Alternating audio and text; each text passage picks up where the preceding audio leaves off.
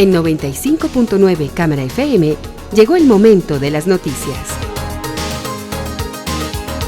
Con el patrocinio de Almacenes Éxito presentamos el Noticiero Económico Antioqueño. Información local, nacional e internacional a la altura de todas las cabezas. Noticiero Económico Antioqueño. Desde 1975 dice cómo marchan los negocios. Director J. Enrique Ríos.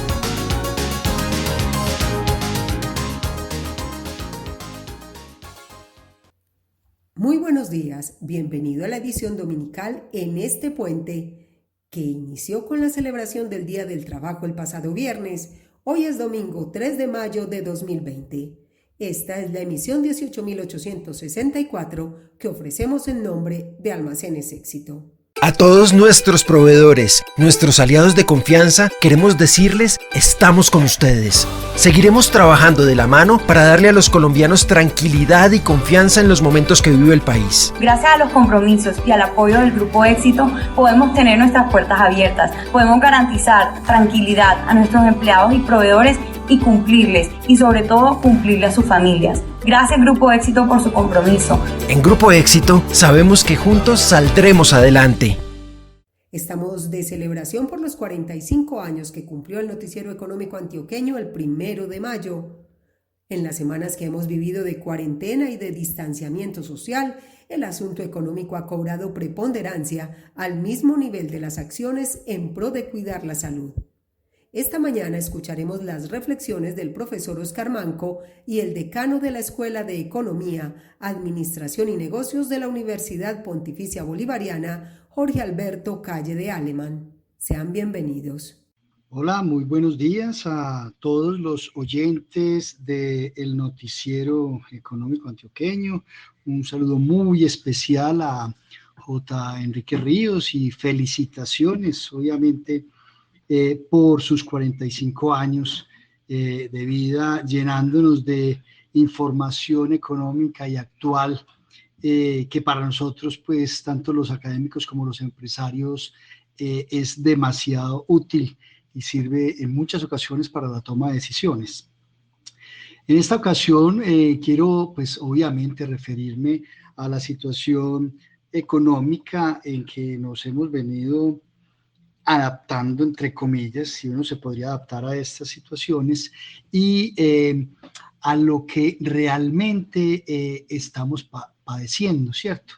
En la contingencia actual en que se encuentra sumido el país, es muy importante identificar las prioridades. Obviamente, en sus inicios el gobierno nacional ha tomado unas medidas importantes, en las cuales realmente vemos que son asumidas de una manera proba y que ha servido para que, digamos, la curva de contagio pueda estar contenida. Pero con el transcurrir de los días realmente vamos evidenciando, como diría, y lo apunto pues en algún escrito, como lo diría Goldratt, pues se van creando los cuellos de botella y casi que la dualidad que se nos va presentando es qué hacer, la salud o la economía, ¿cierto? Es un tema muy complejo, pues sus decisiones no son ni mucho menos fáciles de tomar, pero el sector productivo hoy realmente se está viendo abocado a una situación compleja, ¿cierto? Sobre todo por dos elementos. Hay unos temas pues que lo vemos desde la formalidad, pero también hay que estar muy atento a todos los elementos que pasan en la informalidad. En esta semana pues se han identificado algunos elementos que sale el gobierno nacional y que se habla inclusive por propuestas gremiales de subsidios a la nómina. Pues particularmente hemos identificado que el subsidio a la nómina es un paliativo. El subsidio a la nómina, digamos que puede ser necesario, pero no es suficiente y simplemente alargaría la agonía. Inclusive con los temas de los créditos blandos a las empresas, porque pongámonos en el caso de una pequeña empresa que tiene 6, 7 empleados, que le ofrecen el subsidio, bien, pues por lo menos pasa un tiempo, digamos, sin esas afugias, y por el otro lado le dan crédito, ¿sí? Pero ¿qué pasa con una economía cerrada donde no tenemos mercado? Se van convirtiendo en obligaciones a futuro que de todas maneras el empresariado va a tener que asumir. Entonces, en ese sentido, nosotros hemos sido muy analíticos sobre qué es lo que estará viviendo un dirigente, un directivo en este momento, ¿sí? Y sus angustias se podrían resumir básicamente, uno, una disminución radical de sus ventas, ¿sí? Pues obviamente, dadas las medidas que adoptó el gobierno, acertadamente en la situación de salud, pero pues con el pasar y el transcurrir de los días, pues es un tema complejo. Dos, una permanencia de sus costos de mercancía vendida, digamos, en los mismos niveles, ¿sí? Y conlleva a la disyuntiva a que un empresario diga a qué proveedor le puedo pagar, ¿sí? Y tendrá que escoger cuáles son sus proveedores estratégicos si tiene algún nivel de producción para, digamos, no hacer parar su cadena productiva por falta de insumos y materias primas. Entonces ahí empieza, digamos, la cadena a verse un poco erosionada porque al no pagarle yo a mis proveedores, pues eso se vuelve en un círculo lastimosamente vicioso en el cual vamos quedando ilíquidos en el sistema. Los costos fijos permanecen constantes, ¿sí? El tema de los servicios públicos, como lo hemos visto, permanecen vigentes. Las acreencias, si estamos, por ejemplo, en unos locales donde pagamos un canon de arrendamiento, pues seguirán en sus mismas medidas y con las expectativas, digamos, de nuestros acreedores, esperando a que nosotros podamos cumplir como lo veníamos haciendo con nuestras obligaciones. Los gastos financieros, pues muy probablemente se tengan que reestructurar, ¿sí? Se han esperado esas medidas gubernamentales, pero no han llegado realmente esos alivios que se vuelvan cash, que se vuelvan líquidos en nuestros sistemas financieros, de tal manera pues que nos toca ralentizar esas actividades y pues esperar que la reactivación económica se vaya dando paulatinamente. Un pago de impuestos que necesariamente se verán afectados. Levantaremos la mano muy posiblemente para que hayan unos alivios tributarios o por lo menos con los calendarios sean un poco más flexibles, porque esos temas realmente generan doble impacto. Obviamente un impacto al sector empresarial y necesariamente un impacto a las finanzas públicas. Entonces, digamos que en este sentido, dada la estructura productiva del país, donde nosotros tenemos, o sea, casi el 48% en la informalidad, la medida de extensión de créditos blandos al sector empresarial, es una medida necesaria, pero no es suficiente para enfrentar esta crisis, y ahora el alivio o el subsidio a las nóminas, pues tendrán o tienden a alargar la agonía empresarial.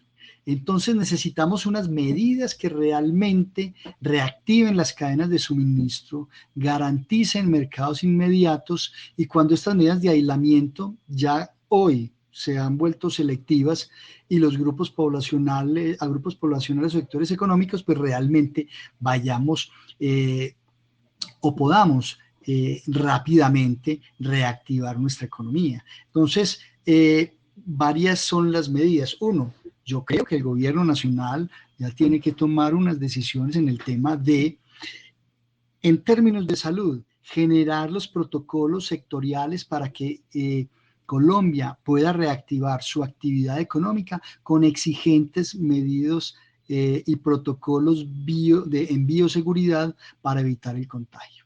Porque definitivamente hay unos sectores muy complejos, por ejemplo el sector Horeca, que son hoteles, restaurantes y cafeterías, donde realmente se han visto que sus ingresos han caído a cero. Entonces, en ese sentido, es bien importante. Dos, una medida fundamental es volcar las compras públicas al sector empresarial colombiano, ¿cierto? Y entonces a esas cadenas que son un poco más complejas, porque, por ejemplo, el sector turismo, una cantidad de habitaciones dispuestas para ello, los restaurantes, una cantidad de capacidad productiva en el sector de alimentos y bebidas, pues deben volcarse hacia la contratación pública, donde realmente se le genere mercado y se le inyecte liquidez a través del trabajo y de la producción, no solamente a través del subsidio de los créditos, que ese es un tema muy importante. Y de pronto antipático, pero un elemento que ha dado realmente resultados en otras crisis, es volcar, digamos, un gran paquete para generar efectos de liquidez a los grandes sectores jalonadores de la cadena productiva, ¿cierto?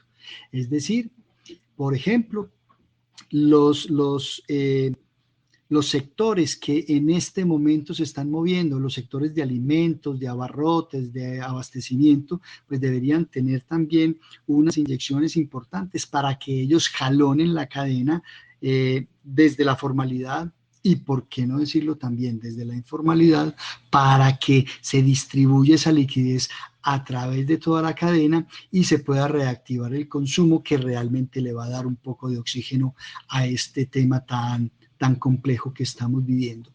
Y por último, yo creería que es bastante importante la dinamización de los sectores a través de esas líneas de créditos y sobre todo tomando como referencia la ley de impuestos por obras. Aquí lo que tendríamos que hacer también es estructurar una medida en la cual se hagan unas muy buenas exenciones o unos incentivos a las grandes cadenas de producción que jalonan a otros, de tal manera que puedan generar proyectos que realmente articulen las cadenas y que puedan tener beneficios a través de inyectarle liquidez a estos eslabones que normalmente son más débiles y que están compuestos por la pequeña y la mediana empresa, que necesitan tanto liquidez como mercados para subsistir en esta pandemia. Entonces, en conclusión, aspiraríamos a que saliéramos con unas medidas de extremos cuidados y protocolos en bioseguridad para ir paulatinamente dinamizando los sectores y que efectivamente vuelva la liquidez y vuelvan los mercados a contribuir con el desarrollo económico de los territorios y así mitigar un poco esa debacle que se avisora si no tomamos medidas al respecto en términos pues de una muy baja productividad y obviamente un estancamiento de la economía a raíz, digamos, de la disminución de la posibilidad de subsistencia de nuestras unidades productivas. Bueno, muchísimas gracias por la invitación. Yo soy Jorge Alberto Calle de Alemán, decano de la Escuela de Economía, Administración y Negocios de la Universidad Pontificia Bolivariana, y espero estar con ustedes en una próxima oportunidad. Muchísimas gracias al Noticiero Económico Antioqueño y obviamente a su director, J. Enrique Ríos. Bueno, primero que todo, muy buenos días. Yo voy a tratar de sintetizar un poco las preguntas tan interesantes que me están haciendo a través del comunicado, comenzando por supuesto alrededor de un comentario respecto a la economía general, pues a lo global y a la economía local. Particularmente las estimaciones no son alentadoras. El mundo, de hecho, en las economías avanzadas prevé un decrecimiento del orden del 6-7% aproximadamente en el año 2020.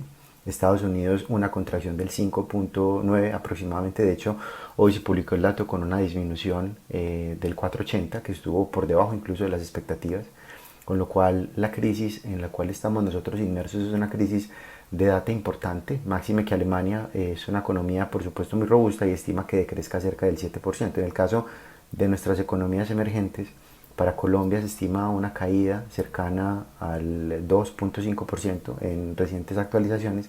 América Latina y el Caribe en general espera una caída del 5.2%. Eso para el año 2020. Para el año 2021 las estimaciones están relacionando un crecimiento cercano al 5% en las economías avanzadas. Además de lo anterior, para Latinoamérica y el Caribe se prevé una recuperación cercana al 3.40%. Esto tiene por supuesto elementos de tinte de consumo, de tinte de preferencias de consumo, de tintes de freno de mano a la economía, y además esa posibilidad de tener a la economía en coma, que básicamente atiende a todo el esquema de cuarentena.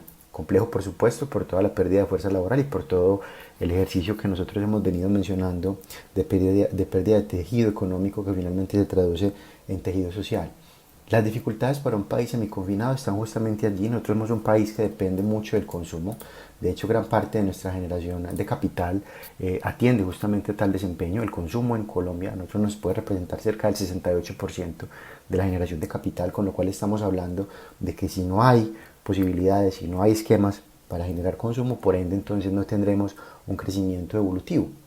Razón por la cual el gasto público y la inversión se convierten en los llamados al orden para que de alguna forma presenten crecimiento o presenten un crecimiento no tan negativo como se estima. La balanza comercial y el cambio de la misma, cómo se está perfilando nuevamente la balanza comercial, toda vez que las exportaciones nos pueden representar cerca del 16%, mientras que las importaciones el 20%. Recuerden que aquí estamos haciendo simplemente la sustracción, exportaciones menos importaciones, y en esa orden de ideas pues estamos nosotros revisando e identificando unas implicaciones muy fuertes que provienen justamente desde el consumo.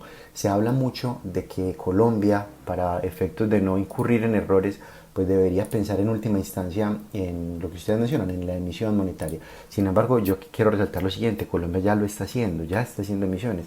Es algo así similar cuando Colombia dice que va a tener 14 billones a través de la compra de activos, que son instrumentos obviamente de renta fija que generan liquidez. Lo último, de hecho, dentro de las recomendaciones sería justamente encender la máquina para imprimir billetes o pedirle financiación directamente al Banco de la República, toda vez que solamente en el artículo 373 de la Constitución se menciona claramente que en la eventualidad de que se requiera estará sujeto a la aprobación de la Junta Directiva, pero no podemos caer en ese error de convertir el Banco de la República como ente independiente en la caja menor del gobierno nacional, como ocurre por ejemplo en Venezuela. Esto por supuesto que generaría inflación. El tema no es que genere inflación, estamos claros que más adelante seguramente atenderemos a un comportamiento inflacionario sin lugar a dudas. El gobierno viene haciendo un ejercicio de inyección de liquidez al sistema. De hecho, las operaciones que recientemente adelantó del encaje de deuda, cambió unos bonos que se vencían ahorita en el año 2020 por bonos que se vencen en el 27, en el 37, por cerca de 1.4 billones, para generar también de alguna manera un poco de espacio fiscal, además de déficit fiscal. Además de lo anterior, es importante también mencionar que Colombia ha venido adelantando esas renovaciones de cupos de créditos justamente con el Fondo Monetario, cercano a los 11.000 millones de dólares, a fin de acceder a ellos en la eventualidad de que se requiera. Es decir, fuentes de fondeo el Estado posee, además de lo anterior el uso, por ejemplo, los recursos del FOMPET para poder inyectarle capital al FOME y de esta manera atender la emergencia. El Estado tiene fuentes de financiación y bajo mi perspectiva lo último que debería considerar es justamente una financiación directa por parte del Banco de la República. Si bien es cierto que en el año 1992 se tuvo una inflación del 32% y como ustedes mencionan seguimos vivos, más adelante nos pasó factura con el tema del UPAC. Cuando la inflación entonces se desbordó, muchas personas vieron que el valor de sus inversiones se desvalorizaba y además de lo anterior también perdieron sus casas. Razón por la cual es importante la métrica que el banco posee de tener una inflación controlada y en ese orden de ideas pues también atender al desempeño económico que por supuesto en este momento nos está interesando bastante. El gobierno, y esto yo estoy de acuerdo con esto, el gobierno con la digamos implicación de que las empresas accedieran a créditos para pagar sus nóminas, desatendió un llamado, y es el llamado general en vista de que las empresas hace 2 meses no requerían estos créditos porque no eran créditos ni para capital de trabajo y tampoco mucho menos para crecimiento, razón por la cual es una obligación financiera que no tenían presupuestada. De hecho, ANIF menciona que es posible pensar en la renta semi-universal, que es una distribución cercana a los 450.000 pesos por coyuntura, que estaría llegando a cerca de 18 millones de personas. no se descarta incluso y no se descartaría que Colombia empezara a pensar justamente en ese tipo de subsidios salariales que muchos países han implementado, además de lo anterior, atender justamente este tipo, bueno, estos sectores económicos, particularmente las pymes, no cargándolos con deuda, sino básicamente subsidiando en gran medida parte de su operación. Eso generaría espacio de déficit fiscal, sin lugar a dudas. No obstante, pues el déficit fiscal, en el caso que ustedes mencionan, para África Occidental se permitió en Colombia. De hecho, el Comité de Regla Fiscal en su numeral 11 menciona que se puede flexibilizar, y esa flexibilización obviamente respondería incluso a incrementos en el déficit fiscal por encima del 4%, lo cual no descartaría yo tampoco. Continuando entonces un poco con el esquema de las preguntas, Colombia respecto a la calificación de riesgo no es que esté temerosa, yo creo, y de hecho el gobierno central y obviamente el ente de control está preparado para que esto ocurra, no solamente en Colombia sino en muchos países. México lo ha vivido, Ecuador lo ha vivido, recientemente a nosotros nos revisaron el Outlook, con lo cual la perspectiva es negativa. Con esa flexibilización de la regla fiscal, del déficit fiscal, pues seguramente tendríamos nosotros una posibilidad y una alta probabilidad de que nos disminuyan la calificación. El problema en realidad en este momento ni siquiera se convierte en perderla. El problema es cómo hacer los esquemas para que más adelante se recupere. Por supuesto que eso tiene implicaciones en la inversión. Sin embargo, los flujos de capital también se han visto disminuidos desde el punto de vista local y desde el punto de vista internacional. Entonces, en ese orden de ideas, si bien por supuesto hay implicaciones, el comportamiento o el desempeño de la calificación de riesgo estará sujeto al comportamiento macroeconómico del país, que en este caso no se prevé nada alentador, pero sin lugar a dudas, más adelante, en la eventualidad de que se presente este efecto de recuperación, podemos nosotros nuevamente acceder a tal. El ahorro asociado directamente a la renta petrolera, pues digamos que tenía sus matices, porque si bien obviamente a través de los fondos se permitía tener un precio de gasolina controlado y demás, el Estado en gran medida pues obviamente utilizó los recursos para poder generar capital a través del gasto y a través de la inversión, no obviamente a los niveles de Venezuela, toda vez que nosotros somos una economía dependiente de petróleo, pero no al 100%. Eso es un llamado más bien a que después de esta situación se continúe recomponiendo ese perfil de generación de resultados, ese perfil de generación de capital asociado justamente a lo que el país puntualmente produce. Con respecto a la informalidad laboral, es importante mencionar que nosotros tenemos alrededor de 48% de nuestra fuerza laboral dentro de la informalidad. Estos sectores están quedando desatendidos, por eso nuevamente el llamado a que se considere, y ANIF lo propone justamente, a que se considere esa renta semi-universal, que sería de más o menos unos 450.000 pesos por persona, para llegar a cerca de 18 millones de personas. Incrementaría nuevamente el déficit, pero lo importante sería atender a esas poblaciones que se nos están quedando desatendidas, porque los créditos de liquidez y de apoyo al funcionamiento están enfocados a las pymes, pero las personas que son sus propios jefes, digamos que se están quedando por fuera de estas situaciones, razón por la cual el llamado es a que las venas que se están generando y que se están notando ya abiertas en nuestro país, pues estén por supuesto más adelante atendidas, toda vez que uno de los retos importantes después de esto, y obviamente va a ser muy grande, es tratar de ir disminuyendo ese esquema de informalidad, porque justamente nos genera esta serie de dificultades que se presentan cuando una crisis de estas detona. El turismo, y en el caso colombiano, venía creciendo. Las inversiones en turismo pueden representar alrededor del 7% de las inversiones del país, con lo cual aquí es importante mencionar que después de esta situación, una de las particularidades que nosotros tenemos que tener como colombianos es justamente la solidaridad. Yo atiendo al llamado de estar consumiendo colombiano, producto colombiano, y en esa orden de ideas, si bien el turismo en este momento va a estar resentido, pues más adelante, a partir del impulso que le estemos dando todos, con total seguridad, pues puede también empezar a presentar una serie de números diferentes. Como les mencionaba, la inversión que está jalonando, sin lugar a dudas es una inversión muy importante y significativa, y además de lo anterior también las estimaciones están datando que se puede convertir en una fuente generadora no solamente de recursos, sino también de empleos para los próximos periodos. Con respecto a las inversiones, es importante mencionar eso. La conducta del consumidor ha cambiado mucho, está perfilándose de hecho justamente eso: salud física, salud mental, telemedicina, usar vitaminas, ejercicios, comidas saludables, todo eso enfocado al cambio de cómo estamos consumiendo ya, no solamente en Colombia sino en el mundo. Entonces ese tipo justamente de recambios y de recomposiciones en la generación de capital por consumo pues tiene que estar también encaminada a, como les mencionaba yo, hacer un ejercicio que permita que este tipo de sectores vaya impulsándose cada vez más. La invitación es para que escuchen mañana la emisión del Noticiero Económico Antioqueño a las 7:30 de la mañana. Un feliz día.